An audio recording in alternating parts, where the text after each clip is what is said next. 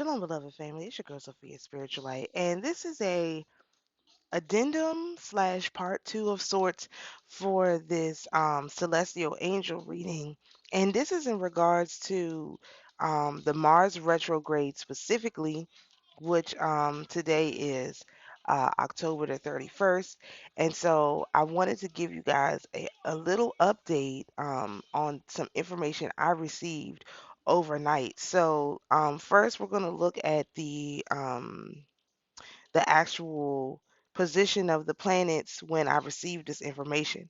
So this was at 3:30 a.m. I was awakened from my sleep, and the burning question on my mind was, well, what are the other keys? We know that there's a key of wealth, but what are the other keys? And so um uh, basically I just went to Etsy where I bought my key of wealth, and I realized that they have all the keys listed there. They're just not all called keys. And so people take everything so literally. They think all the keys are keys. And so they're not all keys.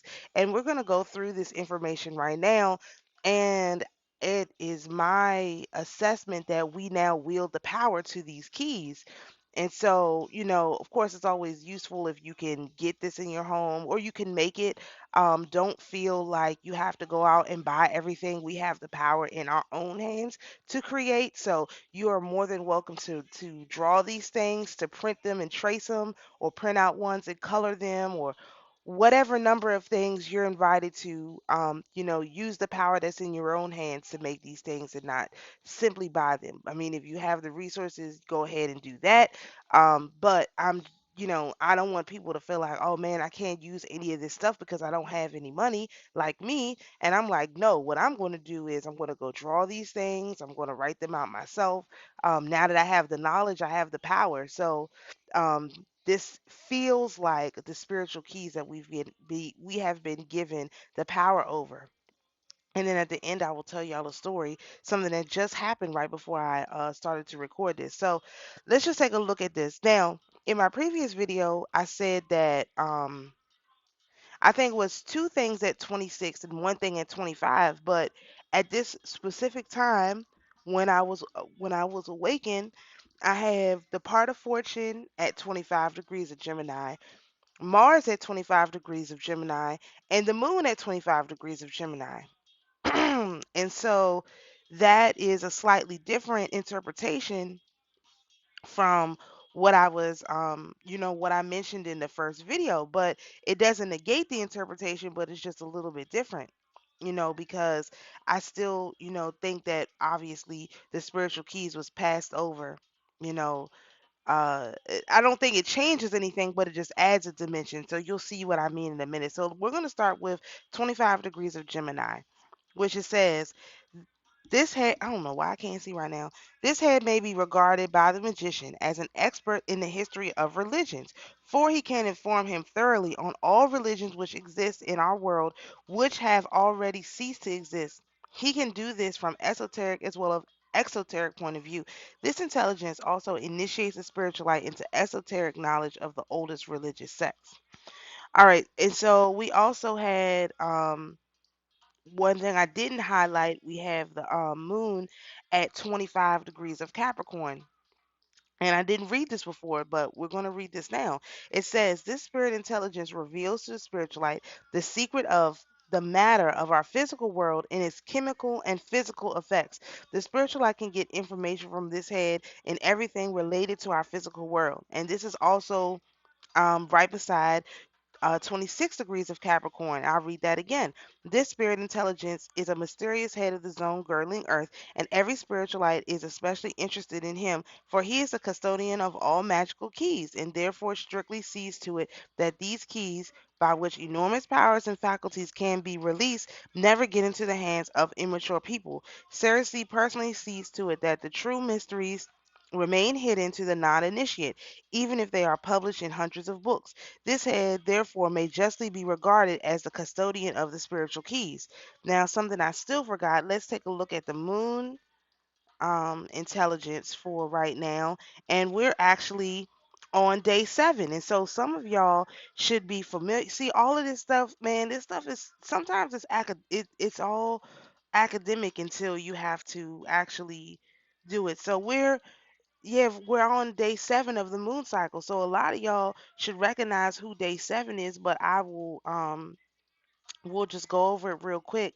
Sorry I don't already have it open, but it didn't occur to me that we need to um here we go. All right, let's look at day 7. Okay, so a lot of y'all should be familiar with day 7 because that is the charm that I've been talking about. And so, if a person, and it says day 7 right there, and the spirit's name is right beside it, it says, if a person not initiated into magic wears the seal of the seventh head of the moon sphere, manufactured during the astrological period of the seventh moon station, and engraved on a silver plate, he or she will have good luck and success. Above all, have any earthly desire fulfilled. The trained spiritualite, having gotten into contact with this head, will be taught how to realize all his wishes by force of moon spiritualism, no matter whether they concern mental, astral, or physical world. This spirit intelligence brings the spiritualite good luck and success, and likes to put his subordinates as familiars at the latter's disposal. So this is the moon intelligence that was active at the time when I was waking up and giving this information. Well, shown this information in a different light, revealed this information. So let's get back over to the information. All right. So here we have again, this ties everything in. All the research for the last few weeks is now I understand it. I have an understanding. And so I'm just gonna give y'all the best understanding that I can. So here again we have the Hamza hand. Okay, so I was talking about the evil eye the other day, right? And so the whole thing about the evil eye is that it can be protected against by using the little eyeball symbol. However, there's another symbol called the hamster hand, which you can use in addition that provides additional protection. Why? This is seen. I didn't get into all of what this is seen as, but basically, this is kind of they look at this like the hand of Miriam or the hand of Mary or the hand of Fatima. So this is affiliated with three different women. All right, but this is a hand that protects you. So either you have it face out where it's going to be giving you something, or you have it up and say stop, and it's going to stop something. That it's both positions. A hand can do both. Just women, we can do more than one thing at a time, right? So that's what this hand represents. And so if you have the hamster hand facing downwards, that's for abundance and prosperity, inviting good things into your life. And the hamster hand facing upwards acts as a talisman against evil and protects you from your own negative feelings. Now remember when like this is a cultural side, but remember of was it sister, they will always tell Roger, talk to the hand, or just tell him, go home, Roger. All I remember is either sister, or Full House when they would be like, talk to the hand. That's our people would do that. Talk to the hand. I'm not talking to you. Talk to the hand. The whole time, that's a symbol of sending that evil eye back to the person that sent it to you. I mean, that's just, I can't remember whether that's Full House or where that came from, but I'm sure y'all know what I'm talking about. 80s people who lived through the 80s, y'all know what I'm talking about. The whole talk to the hand phenomenon, because I remember saying that, blah blah blah, talk to the hand, like any all of that riffraff you talking about, go ahead and put it to the hand, and the whole time that's a talisman against evil. All right, so here we go. This is a Etsy page. This is where I got my key of wealth, and they have 4 items tagged at the top of their page, and that is how I realized these are actually in one item they don't have tagged. They have 4 items tagged, and in one of the items they don't have tagged. No, they do have all the items. No, one of them they don't, I think. Well, we'll get to it. um we'll just go in order, and I can't remember now. So anyway, this right here is the hamster hand. This is how is this hamster hand? This hamster hand is gimme, gimme, gimme. Okay. So, and they call this the blessing for home. May this home be blessed with love, peace, harmony, and happiness. Give me love, give me peace, give me harmony, and give me happiness. Okay, that's how this hand is. And then they have another hand. Hold on. let me look at the other hand. Okay, so here's the other hand. This is the hand that they have tagged. Okay, so that's the difference. They have this hand tag, they didn't have that other hand tag. That's what it is. So this is the stop hand. This is the one that they recommend that you get in their recommended items. They only have 4 recommended items, and this is one of them. As you can see, this is the stop where you are. It says about the same thing. Blessing for the home. May this home be blessed with love. May this home be blessed with peace. May this home be blessed with joy, happiness, and success. And here's what it says. This is a high quality metallic Hamza ornament from Israel, high precision laser cut and colored. This ornament figures the Jerusalem Old City representation, which we know is here in this country, the Montefiore windmill and the Tower of David, probably also here, and a blessing from the home. The Hamza is a Kabbalistic symbol of protection from the evil eye in the upward position. It brings energy, happiness, and prosperity and health because that's what they put on there. Hamza, meaning five, includes 5 digits, which symbolizes the Creator's protective hand, or like I told you, the hand of Fatima, the hand of Miriam, the hand of Mary. Okay, so let's look at the next item here. So this is their other featured item, and this is it says the decorative 12 chosen gems ornament with the Israel tribes real stones in Hebrew or in English. Okay, and as you can see, it's got the stones, it's got the names, it's got all of that, right? So here's what it says. This is a beautiful pewter ornament. It is adorned with 12 semi-precious gemstones representing the 12 tribes of Israel as they might have appeared on the breastplate of the great Cohen. On the back there's an English or Hebrew explanation which each gemstone symbolizes. And you can see it's a little small thing. And here it is. Beryl is communication, opal is happiness, garnet is creativity, ruby is fertility, onyx is protection, agate is power, sapphire is intuition, topaz is energy, jasper is body strength, amethyst is calm, diamond is purification, emerald is heart and back. And this is another one of the things that they feature on their website. We already talked about that one. All right, here's the key of wealth. If anybody hasn't seen the key of wealth, I already have one of these um in my home. This was one of the first things I bought, based on some of the other brothers' teachings or whatever. And so here's what it says about the key of wealth. This key of wealth is one of 4 keys given by God to Jacob to ensure his family prosperity. Now, pause. This is one of the 4 keys. Nowhere will it tell you what the other 4 keys are. Nowhere. It doesn't tell you. It just says this is one of the 4 keys. Now, mind you, they have 4 items listed and in their top thing, but there's nowhere where it tells you what the other 3 keys are. And so I'm telling you, these are what the other 3 things that the Most High gave to Jacob to protect his house. He gave him um that thing with the stones on it. He gave him that Hamza hand, and he gave him the mezuzah, which is what we're going to come up with that in a second. The mezuzah we haven't gotten to, but let's just read this. All right. On the upper part of the key, the words key of wealth and luck are inscribed in Hebrew. There's also an evil eye protection Kabbalah symbol. The bottom of the key features Hebrew geometric number holy codes for wealth. Okay, so if this one has the evil eye protection Kabbalah, let me see. It does have the evil eye protection. So you should probably get the one that's facing down because that's the one that invites in money, invites stuff in. So if they have the one that's up already on the key, then you need to get the one that's down. Okay, so that they have a little trick in there.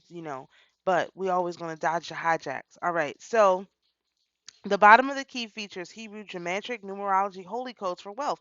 The codes refer to the biblical first and last letters of the Telehim Psalm, open your hand to satisfy the desire of every living thing. And of course, this is in gold or silver. Um, and that's what it says about this. All right, so here's another one. This is actually maybe this wasn't on there either, and I realized this had to be something that he was given. Um, anyway, so this is a Star of David, and this is has a blessing in for the home on it as well. And as you can see, it's got a bunch of symbols and stuff um characterized on there that would probably be useful for you to have around. So let's see. This is a beautiful Magan, Star of David, hangable ornament. This blessing for the home is in English or Hebrew, will be a great present idea. And it says, the home blessing. Let no sadness come through this gate. Let no trouble come to this dwelling. Let no fear come through this door. Let no conflict be in this place. Let this home be filled with the blessings of joy and peace. Again, this is another one of the keys. I mean, this is this is the macrocosm. This is a very powerful protection um device anyway. And so this is something that we should have in our home somewhere.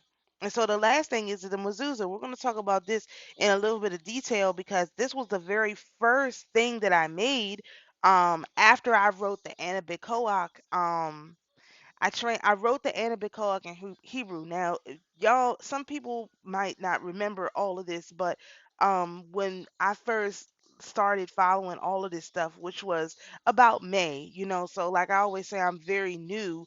I got a bunch of the books of immediate magic and stuff like that, and they said a lot of them to write the stuff out. So one of the first things I did was somehow teach myself, or Angel taught me, now that I know better, how to write in Hebrew, and I wrote out the whole Anabicoa in Hebrew, and as a protection. And then I started writing a bunch of other stuff in Hebrew as a protection. And so one of the things I did was when I heard about the mezuzah, which I actually found out about doing research on some other things, I made my own mezuzah because I didn't like the idea of buying it from some person whom I didn't know and letting them tell me what was on it. I wanted to make, because trust the ish at your own discretion, So I wanted to make my own. And so I did. I made my own mezuzah. And I had some parchment, so I wrote it on a little square parchment, and I only wrote one verse because it's extremely long, and really I should have had a bigger one, but I had just a little small glass vial that I put my mezuzah in, I mean my parchment in, with some gold flakes, and wrote the little shit on the outside, and I shrink wrapped it because it was glass. So that was one of my very first things that I made, was a mezuzah. And then I made two. I had one hanging by my front door and one hanging by a different door, but I had to remove them because one of them fell and broke, and then the other one, it didn't stay. But now I'm going to put it back up because so I had it in another place by a window, but it wasn't actually by my door. And I understand that was kind of like a spiritual attack. Because, no, one of them is still up. I'm sorry, just the one over my front door isn't up because it kept falling. But one of them actually is still up by my door. So I already have two of these items in my home, already. And I didn't even know that these were going to be the keys that to open the spiritual keys that were going to be transferred to us. I had no idea. So as you can see, and the thing I want to point out about this, um, I didn't get the okay, I didn't take the thing from this, but I want to point out something about these mezuzahs, because they say these are the ones that are good luck. Look at the colors. Look, you can't make this stuff up. Look at the colors. These are two colors of two what we would identify as female archangels. We have blue for Sadiqiel, aka Jaira, and we have white for Gabriel, aka Eve. So this is inviting that energy of Eve the messenger to come and tell you what's going on, and the royalty of Gaira, aka Sadiqiel, to come in and put that royal crown upon you. So these none of this is by accident. These people know exactly what they're doing.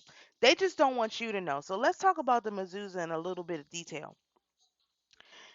It says a small parchment, and this is from Chabad. Of course, you can go and look this up.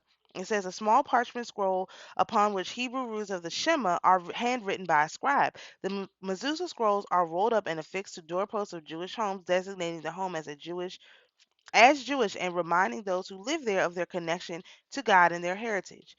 All right, it says the decorative case containing the mezuzah scroll is just that, a container. What is important is the scroll upon which the first two sections of the Shema, the mezuzah prayer, are handwritten, beginning with the eternal words, "Hear, O Israel, the Lord our God, the Lord is one."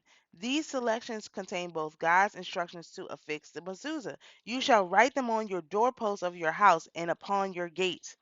These words are handwritten by an expert scribe who is trained in the many laws involved writing a mezuzah, including the special requirement that be written with the special intentions that the words be written in order. Every single letter in the mezuzah must be properly formed. A single crack in a parchment or any omission can invalidate the entire scroll. A printed mezuzah is invalid. For this reason, it is vital that it be purchased from a reputable scribe or retailer. Dodge the hijack on that. That's not how those hive works, and that's not how the angel works. They just want you to spend your money with them, to keep their little industry going. On the reverse side of the scroll, the scribe writes one of God's names, Shaddai. The three letters of this name are an acronym for the Hebrew words that mean guardian of the doorways of Israel. Since the name of God begins with the letter Shin, the mezuzah cases are often decorated with that letter. And we know that's not the name. The whole the name of the Most High is Yah. That was his letter. That's the finger of the Most High. So why they use a Shin instead of the Yod, I don't know. And I'm sure they have some stupid reason, but anyway, dodge all the hijacks. Where do mezuzahs hang? You should hang a mezuzah on just about every doorway that belongs to you. Notable exception are doors leading to bathrooms and small closets. So these people go overboard. They put it everywhere. The mezuzah should hang to the right side of the door on the top third of the doorway. The mezuzah should also be right side up, slanted so that the top of the mezuzah face inwards towards the room. And then they have a thing.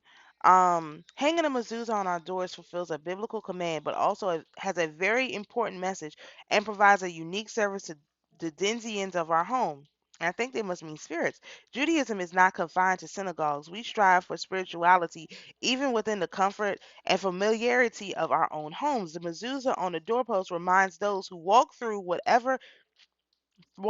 that godly life in Torah accompany them wherever they go. Our sages teach that a mezuzah has a unique property of protecting the inhabitants of the home where it is hung, whether inhabitants are inside or outside the home. The mezuzah can be compared to a helmet, a veneer that protects us against the dangers that surround us in our lives. And it has a mezuzah facts and it talks about the Talmud. The Talmud teaches while most kings sit on the inside while their guard protects them from without, God stations his protections as manifested in the mezuzah on the outside, protecting his beloved people. So basically what they're saying is there's an angel in that mezuzah once you make one, and it's attached to your house, and so as you have it, it is attached. God promises that anyone who carefully observes the mitzvah of mezuzah will lead a stronger, richer life, as will their descendants, as Deuteronomy states, so that you will prolong the days of your days and the days of your children. It says, read about protective power. While passing a doorway where the mezuzah has been affixed, we glance at it and touch it. Some people kiss their fingertips. This serves as a reminder throughout the day that God is always with us inside or outside our homes. And it says how to check the mezuzah. I'm not going to read all of that. The mezuzah in Jewish tradition. And it says, yeah, you can make your own. You can make your own case, but you need to actually buy the scroll, which we're not going to go into that. But we're going to look right here at a few of the scriptures that they have. Um, Here we go. The protective power of the mezuzah. It says, "The Lord is thy keeper; the Lord is thy shade upon thy right hand." In the Bible, the word mezuzah appears for the first time in the account of the Exodus from Egypt. Before the last plague smiting the Egyptian firstborn, the Almighty warned the Jewish people to mark their doorposts with the blood of the sacrificial lamb, so that the forces of destruction would pass over their houses. The Torah says, "And they shall take the blood." And they shall take of the blood, and they shall put it on two mezuzot doorposts and on the lintel. For the Lord will pass through to smite the Egyptians, and when he seeth the blood upon the lintel and on the two doorposts, the Lord will pass over the door, and he will not allow the destroyer to come into your house and to smite you. So what does that mean? What I just want we gotta pause for a second, because that's a whole lot. And it is likely that they use blood, but it's also likely that they probably had this mezuzah thing too over their door. Sorry. So, what does that mean? What can we glean from that scripture right there? First, obviously, there was something in the blood, and that's why they always use blood over and over again.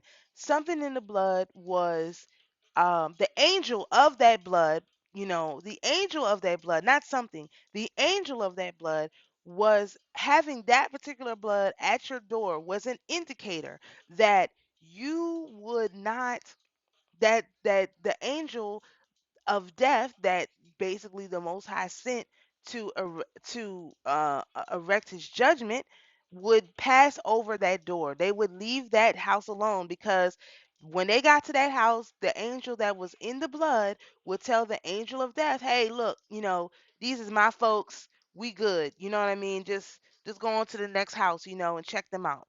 That's what was happening. Like, we can't look at this as a oh, it was just some magical thing that happened. No, there's an angel in the blood, and that angel told the angel of death, "Nah, skip this house over." And so when you use a mezuzah, you are indicating to certain demons that come to your door, there's an angel in that mezuzah that is connected to this Passover situation that will say, "Hey, look, bruh, skip this house. These is my folks. These is the chosen ones. Go ahead and skip that house." But remember, this is important, because if we are being given the keys, that means all of their mezuzahs are going to be deactivated effective immediately. So all of their things are going to be deactivated. They're because we have the knowledge. They have to be deactivated for them, and they have to be activated for us. So if we don't have these symbols around, then it's very difficult for them to be activated into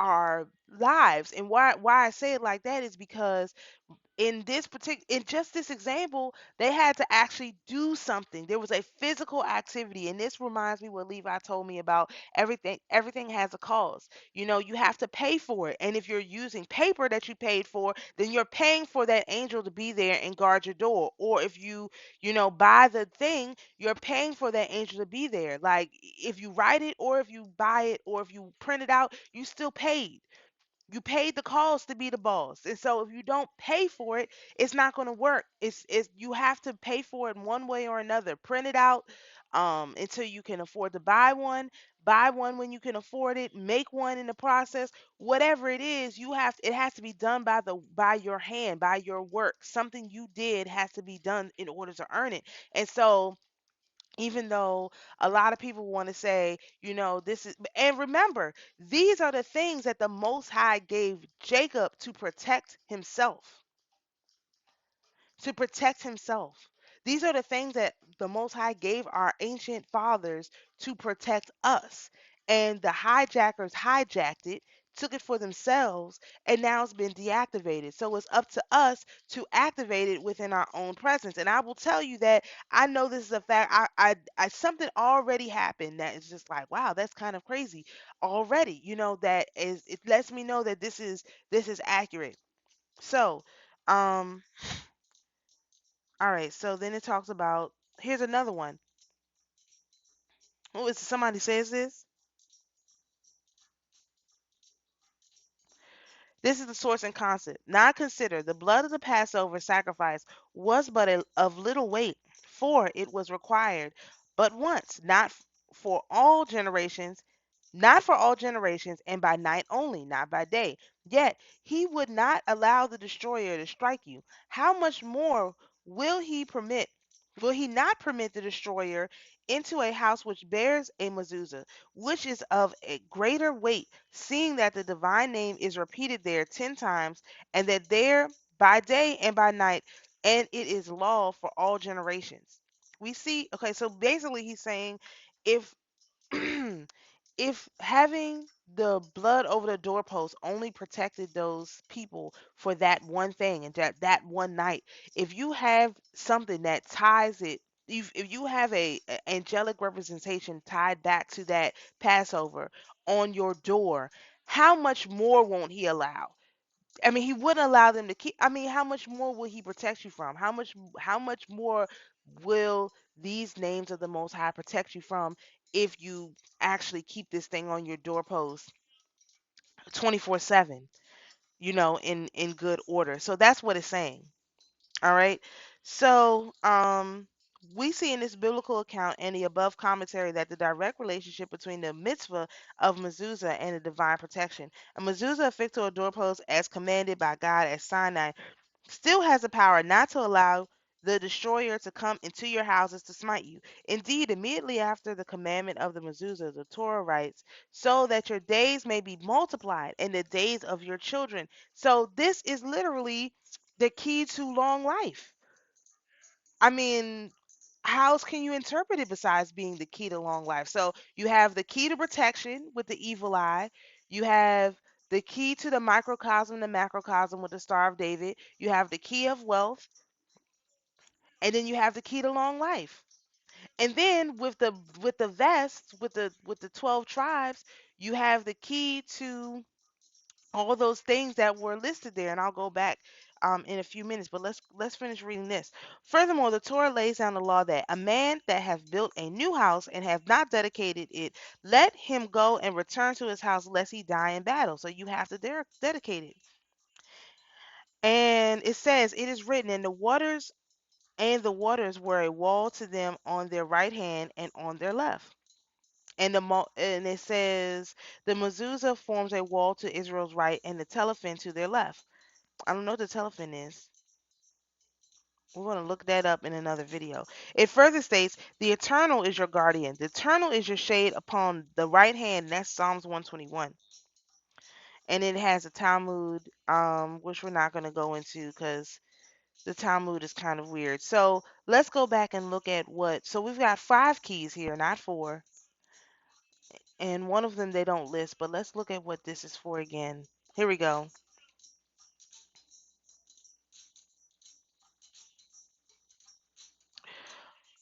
Okay, so this this breastplate, the 12 tribes is it feels like it is indicative of I would say that it opens the portal for all of these things: communication, happiness, creativity, fertility, protection, courage, intuition, body strength, calm, purification, and back. So if the other 4 are the actual keys, then this is the landing, this is the portal that opens when you have this particular um this 12 tribes um ornament um in your house. It just opens the portal for all of these things. So the other ones may be the keys, but this is the one that opens that portal. And so if you want to have the portal open, you need to have, you know, you got to have these stones. These stones are open the portal. So imagine that, as spiritual lights, children of the light, original people to this planet, original chosen ones. And like I said, I like how the brother who makes the ankhs described it. It's not that he said that it's not that he's not Hebrew, it's that he identifies with Ma'at, which comes before the Hebrew titling. And I like that explanation. Again, I'm not against people who believe that we are from Africa specifically. What I'm against is the people that say we're only from Africa, or everything that happened only happened in Africa. I'm against those people, because those people are the ones that are trying to hold our people back by keeping us in this mentality that we were only slaves, and before slaves we were nothing. That doesn't make any sense. We didn't come to this planet, we didn't come to this planet, start as slaves, and we're going to end as slaves. That wasn't actually our story. Now, there are other groups of people who did come to this planet as slaves, and they're going to end as slaves because that's their story. So why am I going to take on their history? I don't need their history. I have my own rich history that's rooted in Egypt 1 here in America, Egypt 2 over there on the other side, ancient China, ancient Maya, you know, ancient Atlantis, ancient Lemuria. It's rooted in all of that. I'm not tied to just one area. This is why I don't particularly care for the Hebrew Israelite label, because again, it ties us. It says that we started when when Hebrew became our label. And I don't believe that. That's why I like spiritualite, because it says we started from the spirit actual light.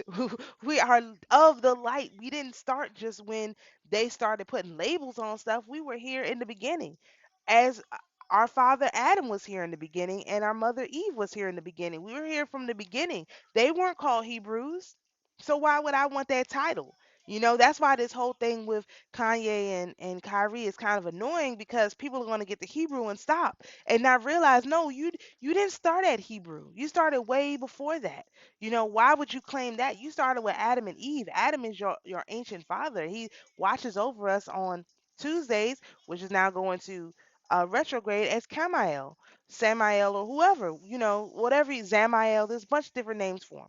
So he watches over us. Our mother Eve watches over us. Today is Lavana, Moon Day, Gabriel. She's watching over us right now. She obviously brought this information to me to give to y'all because I wasn't thinking about this. I before I went to sleep, I wasn't thinking about this stuff at all. I was just thinking, man, I want to go to the inner earth. Somebody needs to come and get me so I can go and see what it's like. That's what I was thinking about. And then I was given these keys. So let's review again. We're going to just, because I want to make sure everybody gets this, we're going to review this. So we have the hams of hand with facing down. This is one of the keys. All right. The hams of hand facing down. And this is so that we can receive the blessing. Then we have our landing pad here, which this actually looks like a landing pad. This is the 12 chosen gems.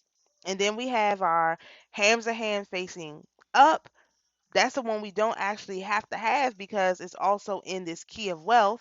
So the key of wealth is a key and it's protection. It's protection and it's the key of wealth. And we have our macrocosm and microcosm that we may have, and then we have our mezuzah. So those four things: the mezuzah, the Star of David, the macrocosm, the microcosm, the key of wealth, and our this one, our hand facing down, are our keys, our spiritual keys that we've been given access to. And this means that again, all of those people, copycat people, not non-chosen people who are using these particular keys right now, along with the landing pad currently, theirs have all been deactivated, and these keys have been given to us, the true children of the Most High God, and the ones who cleave to us. And so we should begin to wield this power. Now let me tell you the story, and I'm going to go and I'm going to end this video, but I'm going to tell y'all a story real quick. So exactly, it was 7:03. So Michael 10 step was in the midst. I got a text message from my mom in our group chat, and she said she was just talking to my dad, and because she was complaining that they had cut her Medicare benefits, I mean her Social Security benefits because of Medicare. And my dad had told her, man, go look at your Cash App or look at your account, your Zelle. And whether he sent her something out or not, I don't know. But the very first thing she saw was that the government sent her the money they had taken from her, double the money they had taken from her.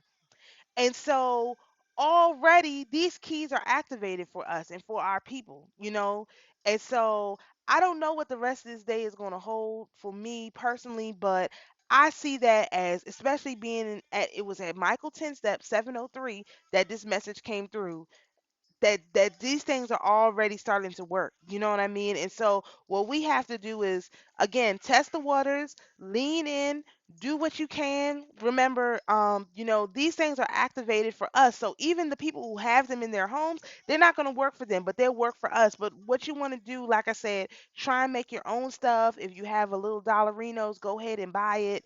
Whatever the case may be, it don't have to be those exact ones, but you just want to have those symbols in your house, around you. You want them to be in your atmosphere, to the best of your ability, whichever ones you can. And remember, it's just four little symbols, and then we have the landing gear. So if you have all 12 stones, you can get the 12 stones. Just set them out.